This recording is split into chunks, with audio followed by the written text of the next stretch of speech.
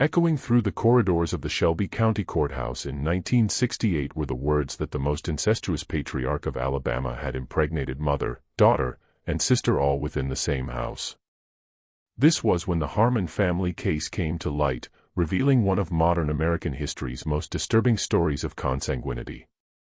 South of Birmingham, Alabama, in the dense hills, there existed a property that was almost inaccessible, far from the urban bustle of the 1960s. A faded wooden house, built at the beginning of the century, had sheltered the Harmon family for at least 4 generations.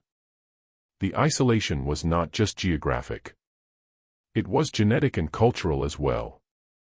Responding to an anonymous report about children in precarious conditions, social worker Thomas Wheeler and Deputy Sheriff Robert Collins arrived on the cold morning of November 23, 1968.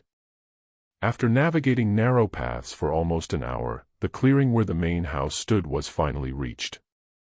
At first glance, the property seemed abandoned, a 2-story house with its white paint almost completely peeled off, which revealed the rotten wood underneath. Rusty tools, car parts, and debris accumulated in the yard. Pecking among the debris were skinny chickens, and a skeletal dog was chained to a post. When the door was knocked on, they were greeted by Elmer Harmon, a man of approximately 50 years but with a much older appearance. Tall and thin, with hunched shoulders and a suspicious look, he reluctantly allowed them to enter. Even worse conditions were revealed by the interior. Permeating the air was the smell of mold and urine. In the main room, a fragile-looking woman, no more than 35 years old, was cradling a newborn baby. Elma introduced her as his wife, Mary. It was then that Wheeler noticed another woman, appearing to be about 70 years old, sitting in a rocking chair. His mother, Martha Harmon, was how Elma introduced her. Most disturbing, however, was that a baby was also being cradled by Martha. Apparently just a few months old. "And who is this baby?" Wheeler asked. "He's my son," Martha replied without any trace of shame. As they talked, a young girl of approximately 16 years came down the stairs, and she was carrying another baby. The teenager had facial features that suggested genetic abnormalities, widely spaced eyes, a receded chin, and low-set ears. "This is my daughter, Ruth," said Elma with a tone that mixed pride and possessiveness. "And this is her baby."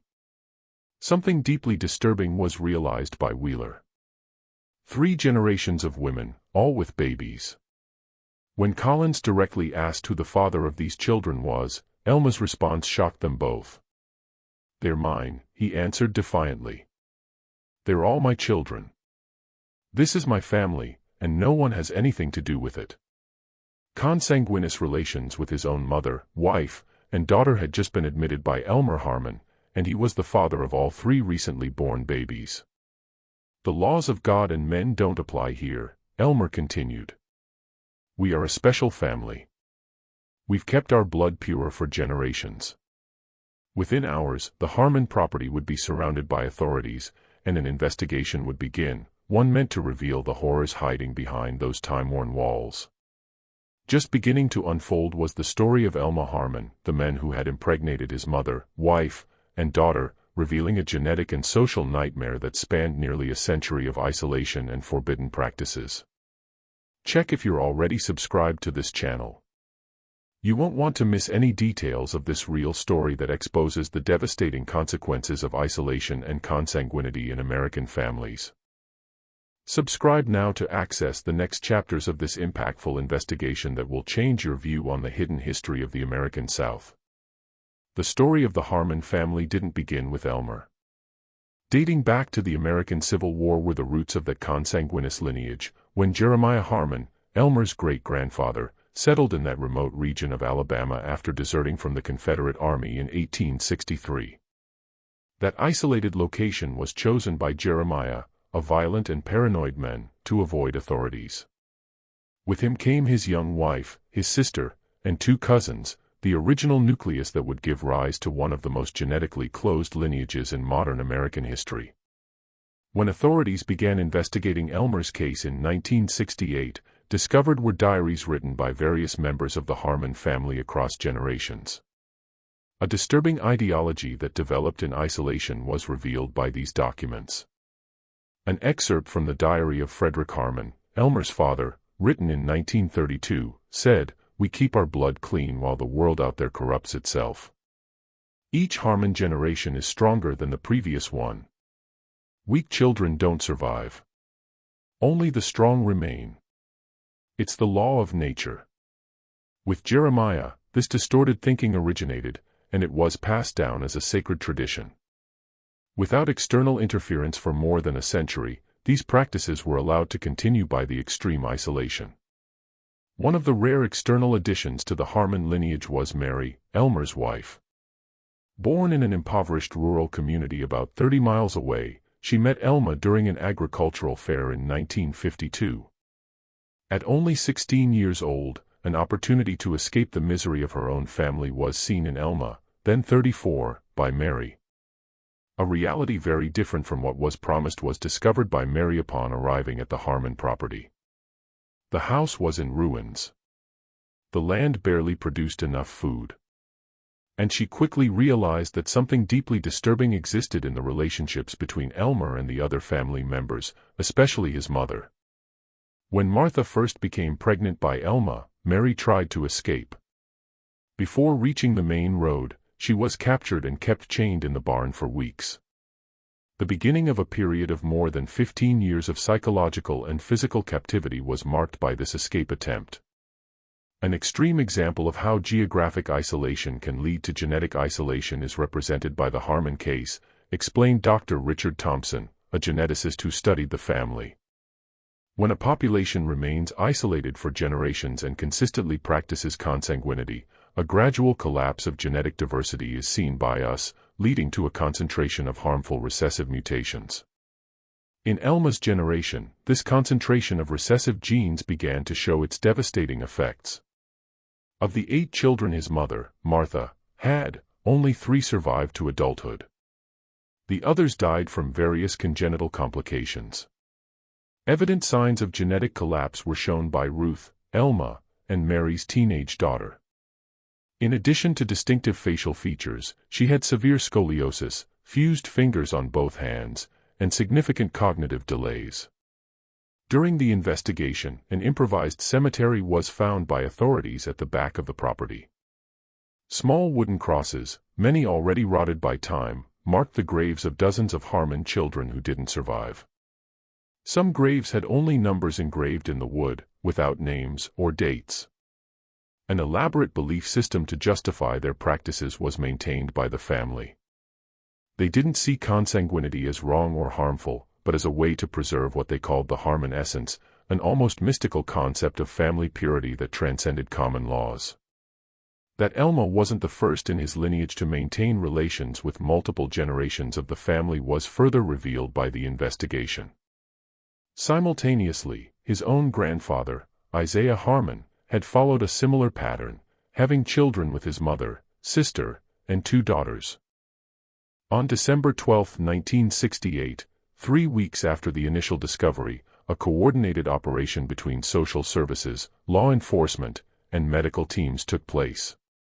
The objective was to remove all vulnerable family members and transport them to facilities where they could receive adequate care.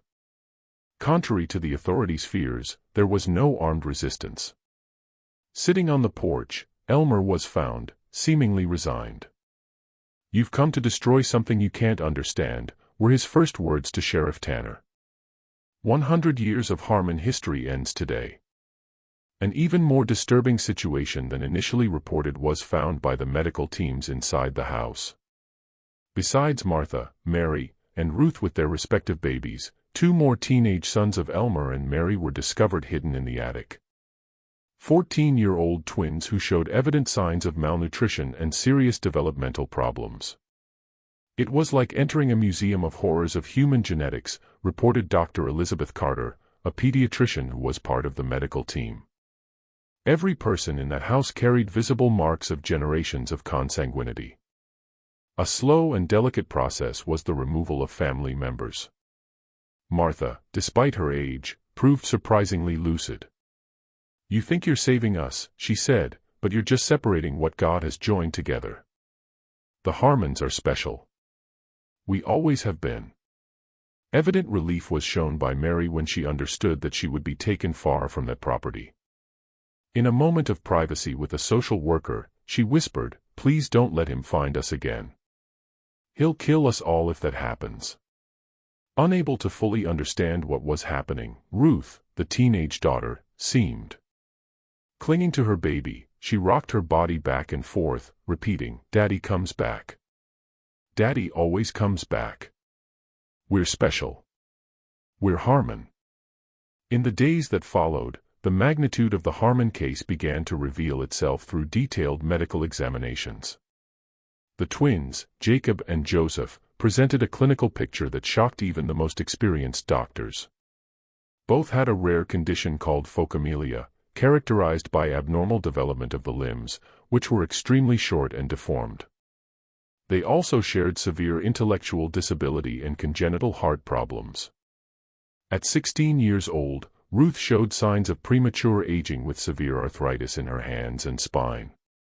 Her baby, born from the union with her own father, was diagnosed with multiple genetic conditions, including Apert syndrome, characterized by premature fusion of the skull bones and severe facial anomalies. Multiple cardiac malformations were presented by Martha's baby, which doctors predicted would be fatal within a few months. The child would die in February 1969, confirming the somber medical prognosis. During psychological evaluations, a disturbing pattern of mental conditioning emerged. The women and children had been indoctrinated with a worldview where consanguinity was not just acceptable but desirable, a sacred duty to preserve the Harmon essence. The only voice of resistance within that closed system was represented by Mary. During her sessions with psychologists, she revealed how she had tried to protect her children from Elmer. "I knew it was wrong. I always knew," Mary confessed. "I tried to escape with the children 3 times. They always found us. The last time he broke my leg as punishment." As the investigation progressed, a complex challenge was faced by prosecutors. How to present a case that defied common understanding. How to explain the evolution of a family lineage that had developed a belief system normalizing universally condemned practices. Fragments of the story were eventually captured by the local press. The first reports were cautious and vague, but as details began to leak, the story gained national attention. A court order restricting coverage of the case to protect the victim's privacy was obtained by the authorities. Meanwhile, in the county jail, Elmer Harmon showed himself to be surprisingly calm and cooperative. During interrogations, he spoke openly about his practices and beliefs without showing any sign of remorse or understanding that he had done something wrong. "You don't understand because you're not Harmon," he frequently repeated to investigators. "Our lineage has a greater purpose. Each generation brings us closer to perfection. The children who don't survive are just the weak branches being pruned." When you realize the gravity of this case, it's impossible not to feel a mix of horror and compassion for the victims. If this account touched your heart, leave in the comments, "May justice be done for the victims of the Harmons." Your voice matters to keep alive the memory of these people who suffered in silence for so many generations. On March 17, 1969, in the Shelby County Courthouse, the trial of Elmer Harmon began. Despite restrictions on press coverage, the case had generated so much interest that local citizens began forming lines before dawn to secure a place in the audience. Judge Harold Montgomery warned the jury that they were about to hear testimonies that would challenge their understanding of the depths of human depravity and asked them to maintain objectivity despite the shock they would certainly feel. A powerful statement was opened with by the prosecution, led by Jonathan Reynolds. "This is not just the trial of a man. It is the trial of an entire system. A system that transformed a family into a perverse genetic experiment where children were born condemned to lives of suffering. Where women were reduced to mere vessels to perpetuate a sick lineage." The defense of Elmer was in the hands of Theodore Barnes, a court-appointed lawyer. The only strategy he considered viable was adopted by Barnes, arguing that Elmer, a product of generations of isolation and consanguinity, did not possess the mental capacity to understand the criminal nature of his actions. This line of defense was vigorously rebutted by Prosecutor Reynolds. Elmer Harmon was not isolated from reality to the point of not understanding the nature of his acts. He interacted with the outside world when it suited him. He consciously chose to hide certain practices because deep down he knew they were condemnable. The most impactful moment came on the fourth day with Mary Harmon's testimony, transmitted by closed-circuit television. "I was 16 when I met Elma," she began. "He promised me a better life, said he had land, a big house, that we would never want for anything." Mary described her arrival at the Harmon property and the gradual understanding of the nightmare she had entered. She talked about her first escape attempt when she discovered that Martha was pregnant by Elmer. "He dragged me back by my hair. I spent 3 weeks chained in the barn in the cold." The most devastating moment came when Mary described how Elmer justified his actions. "He said it was our purpose, that the Harmons had special blood that needed to be kept pure. When children were born with problems and died, he said it was because they weren't true Harmons, that it was nature eliminating the weak." During cross-examination, the defense attorney tried to suggest that Mary had also been conditioned to accept these practices over time. Her response would become one of the most remembered quotes from the case. "Every day of those 16 years, I thought about running away. Every day, I thought about killing Elmer while he slept. Every day I dreamed of someone coming to rescue us. I survived because I had children to protect. If that makes me an accomplice in your eyes, may God have mercy on your soul because you don't understand what it's like to live in hell." Context about how isolated communities can develop radically divergent belief systems and the biological consequences of prolonged consanguinity was provided by experts in psychology, anthropology, and genetics. On the 10th day of the trial, Elmer Harmon took the witness stand against his lawyer's advice. "I am the guardian of the Harmon lineage," were his first words to the jury. "What you call crime, we call sacred duty. My great-grandfather Jeremiah saw the future. He saw that the world would become impure, that lineages would mix until nothing of value remained. The Harmons are the last bearers of true blood."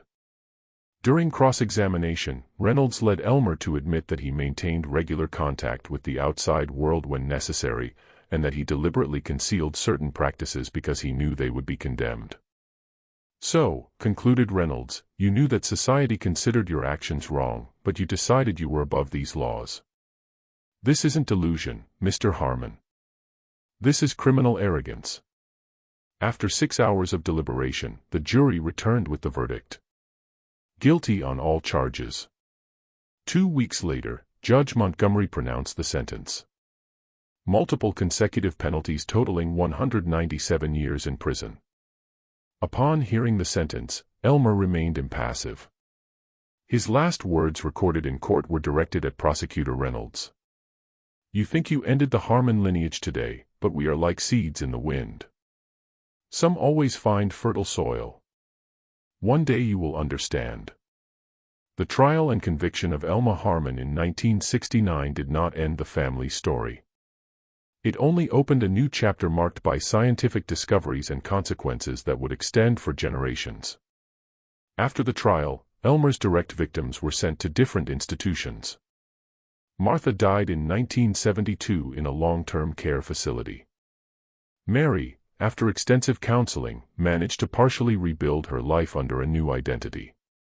The twins, Jacob and Joseph, were placed in a specialized institution. Ruth was sent to a rehabilitation program aimed at young people with special needs. The surviving babies were adopted by carefully selected families. In 1975, approval for a longitudinal study of the surviving members of the Harmon family was obtained by Dr. Richard Thompson. The Harmon Project began to systematically document the genetic consequences of 4 generations of consanguineous marriages. What we learned transformed our understanding of how extreme inbreeding affects the human genome, explained Thompson years later. Multiple rare recessive genes that appeared with alarming frequency in the Harmon lineage were identified by the preliminary findings. Particularly significant was the discovery of a rare metabolic condition later termed Thompson-Harmon syndrome, characterized by an enzymatic deficiency that affects the metabolism of certain amino acids. This condition was present in almost 40% of the studied Harmon descendants. That the Harmon lineage had branched out more than originally thought was also revealed by the studies. During the period between 1880 and 1920, several young men from the family had left the main property to establish their own branches in other isolated areas. We identified at least 3 small isolated communities in rural areas of Alabama, Mississippi, and Tennessee where direct descendants of Jeremiah Harmon established themselves, revealed anthropologist Dr. James Peterson. These communities did not practice consanguinity as extreme as Elmer's branch, but still maintained significant genetic isolation. In 1988, a woman of approximately 30 years with facial features typical of the Harmon lineage was identified by researchers. Genetic tests confirmed she was Elmer's biological daughter, conceived before his arrest. Her biological mother was a temporary worker on the Harmon property who fled and later gave the child up for adoption. This woman, identified only as subject AG 47, had grown up in a normal environment with adequate nutrition and access to education and medical care. Surprisingly, she demonstrated fewer health problems than other direct descendants of Elma, although she still presented certain distinctive genetic characteristics. AG47's case shows us how environment can partially mitigate even severe genetic predispositions, concluded Thompson. It's a powerful reminder of the complex interaction between nature and nurture. In 1992, with new genetic sequencing techniques, a specific group of mutations they called the Harmon signature was identified by researchers, a unique combination of genetic variants that produced a characteristic set of physical and neurological conditions. At least 14 specific mutations that in combination produced the phenotype repeatedly observed in Elma's direct descendants were identified by them. In 1994, at the age of 76, Elma Harmon died in prison. Living under a new identity, Mary agreed to give a single interview. "People remember the horror, the shock, the disturbing details," she said. "What they don't see are the lives that continued afterward, the children who survived, the grandchildren who were born, how some of us managed to find some peace despite everything." That she considered the scientific work a way to give meaning to her family's suffering was revealed by Mary. "If something good can come from this terrible story, it's the knowledge that will help other people. Each discovery they make using our DNA is a small victory against the evil that Elma represented." In the early 2000s, with the advancement of the Human Genome Project, the Harmon Project entered a new phase. The multiple mutations present in the lineage were mapped with unprecedented precision by researchers, creating the most complete map of extreme human inbreeding ever documented. One fascinating aspect was the identification of resilience genes, rare genetic variants that seem to confer certain protection against the most devastating effects of consanguinity. Several of these protective variants were presented by Martha Harmon, partially explaining how she lived to 74 years despite being a product of multiple generations of consanguineous marriages. Today, more than half a century after the initial discovery, the legacy of the case continues to reverberate in both science and culture. The descendants of the family are scattered, many living without knowledge of their origin, others actively involved in efforts to break the cycle of isolation and destructive practices. Some stability was eventually found by Ruth in a specialized institution. Although she never managed to live completely independently, she developed remarkable artistic skills. Her paintings, intense, emotional, and often disturbing, were exhibited in various galleries. She died peacefully in 2011 at the age of 59. The twins lived to 30 years old, far beyond initial medical expectations. With loving adoptive parents, Mary's baby grew up and managed to lead a largely normal life. Today, knowledge of his origin is had by this person, and he occasionally participates in voluntary genetic studies. For decades, the original family property remained abandoned. In 1997, a fire destroyed the main house, leaving only stone foundations and chimneys as silent reminders. In 2005, the land was transformed into an environmental preservation area with no mention of its dark history. For genetic science, a watershed was represented by the Harmon case. For society, the story remains a powerful reminder of the dangers of extreme isolation and the importance of effective protection systems for the most vulnerable. As Dr. Thompson reflected before retiring, the story of the Harmons is about how human beings can create alternative realities that justify the most destructive practices. But it is also about resilience, about how some people, even emerging from the most horrible circumstances imaginable, can still find some measure of peace and meaning. If you watch this far, it's because you like this story. Leave a comment saying, "I watched this far so I can get to know you and find out who really enjoys the stories on this channel." Don't forget to subscribe so you don't miss our next investigations into real cases that history tried to hide. Leave your like so we can reach more people interested in these impactful historical accounts and share with friends who appreciate documentaries about real cases that challenge our understanding of human nature.